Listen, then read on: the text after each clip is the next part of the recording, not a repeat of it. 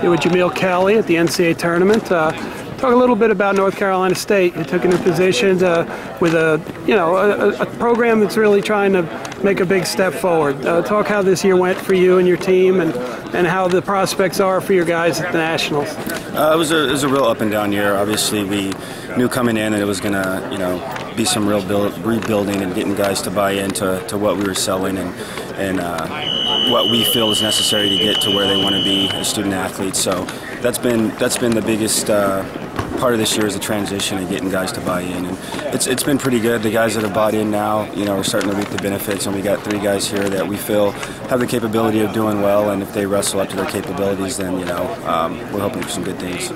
Talk a little bit about working with Coach Popolizio and the whole staff there. A group of people that have quite a bit of success in the coaching ranks.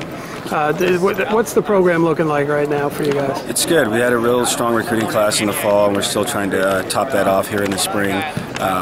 Me and Coach Popolizio wrestled together at Oklahoma State, so we kind of have the same pedigree as far as what we learned as athletes under Coach Smith at Oklahoma State, and what he was able to do in his coaching career at American, Sacred Heart, and Binghamton, and the experience that I had internationally and working at Cal Poly and Dallas, running my own club. It's kind of helped us bring in a lot of different aspects and different views, which I think will help our guys being as a whole. We've just got different experiences and different things that we can pass along to our athletes. I'll talk about the ACC, the quality of the wrestling, what we should expect from the guys from your conference. I think we would do pretty good. Virginia Tech is a really solid team this year, as well as Virginia. They were the 2 strongest teams in our conference by far. I think us, North Carolina, Maryland, we didn't have the best of years, I would say, compared to the past, but we're very young. And plan on being a lot stronger in the future, and I think adding Pitt next year to the ACC is gonna really strengthen our conference as a whole. Let's talk a little bit about another subject. You won an Olympic silver medal for the United States, wrestled freestyle, and made world teams, traveled the world for wrestling. And right now we're going through the process of trying to keep wrestling in the Olympic Games. And just from your perspective as an athlete who's been there and competed at the Olympics, been around the world, just your thoughts about why wrestling belongs in the Olympics and what kind of things we should tell the world about our sport.